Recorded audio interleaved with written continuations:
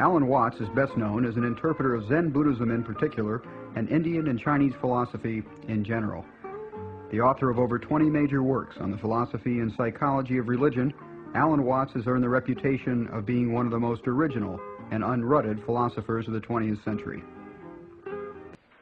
Coming out from a center and expressed itself in terms of opposites. Well, of course, this is the basis of the whole yang-yin principle of, you know, this jolly old thing. And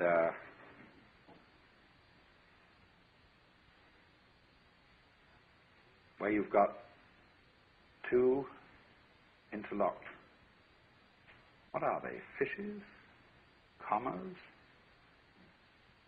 It's a fascinating emblem. You call it a monad, yes, but there it is.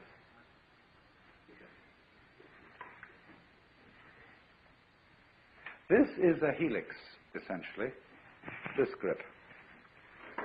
And this is the formation of spiral nebulae. And it's the position of sexual intercourse.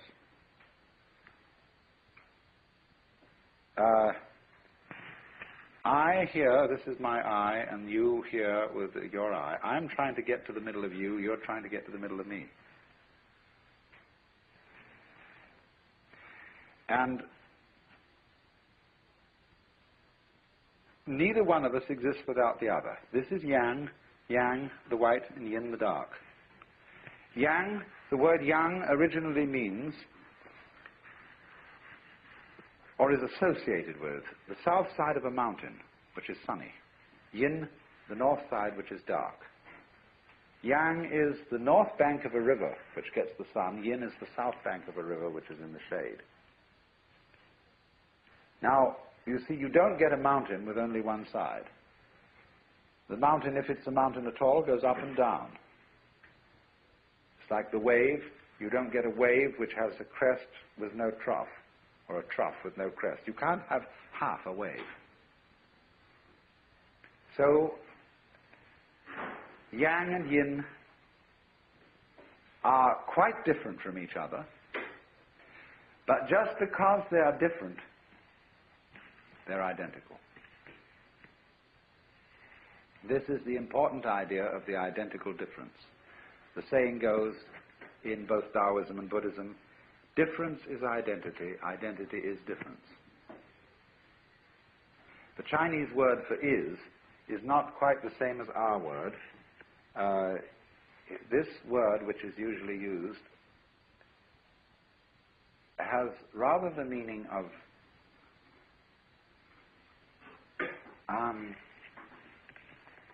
that. So they would say, difference, that identity, identity, that difference. And so this doesn't mean quite is exactly the same as. It means rather is in relation to, or goes with, necessarily involves. Difference necessarily involves identity. Identity necessarily involves difference. So yang and yin. There is no yang without yin, no yin without yang. Really, the fundamental, ultimate mystery, the only thing you need to know to understand the deepest metaphysical secrets is this, that for every outside there is an inside, and for every inside there is an outside.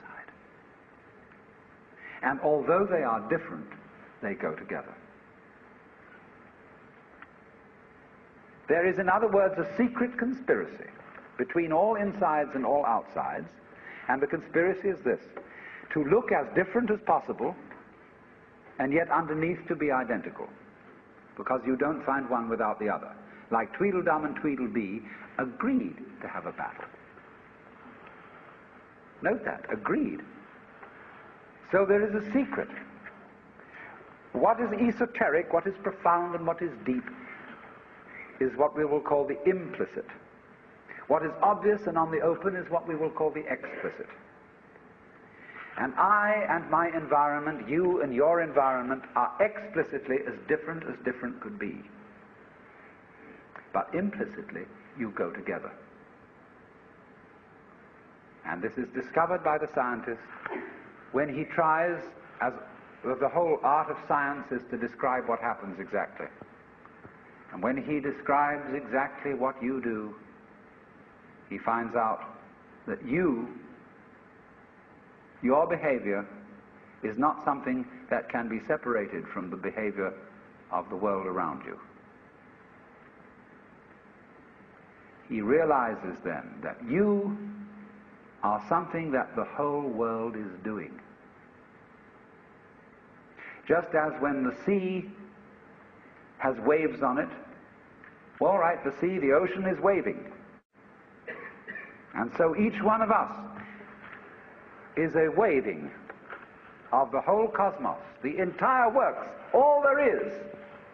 And with each one of us, it's waving and saying, yoo-hoo, here I am. Only it does it differently each time, because variety is the spice of life. That suchness comes and goes like everything else, because this whole world is an on and off system. As the Chinese say, it's the yang and the yin. And therefore it consists of now you see it, now you don't, here you are, here you aren't, here you aren't. Because that's the very nature of energy, to be like waves, and waves have crests and troughs. Only we, being under a certain kind of sleepiness or illusion, imagine that the trough is going to overcome the wave or the crest. The yin, the dark principle, is going to overcome the yang or the light principle, and that off is finally going to triumph over on. And we, shall I say, bug ourselves by indulging in that illusion. Gee, supposing darkness did win out, wouldn't that be terrible?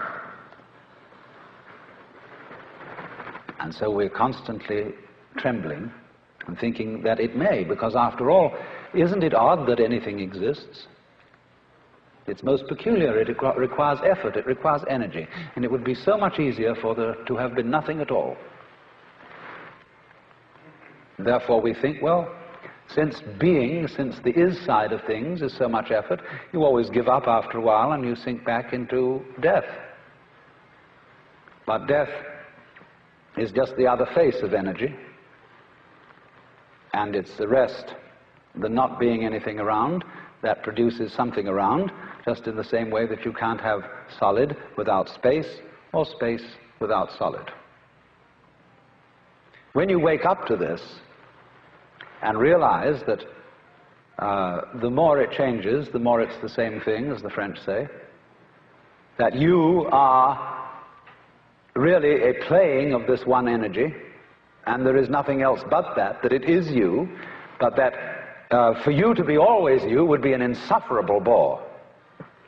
And therefore it is arranged that you stop being you after a while and then come back as someone else altogether.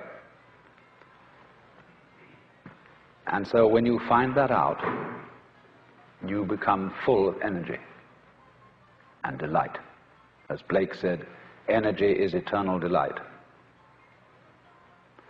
And you suddenly see through the whole sham of things. You realize you're that. We won't put a name on it.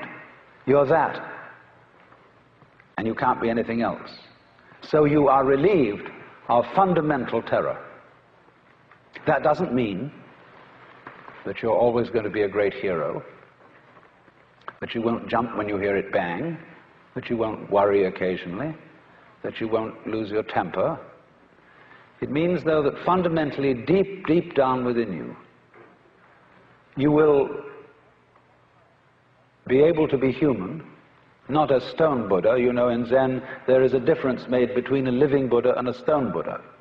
If you go up to a stone Buddha and you hit him hard on the head, nothing happens. You break your fist or your stick. But if you hit a living Buddha, he may say, ouch. And he may feel pain, because if he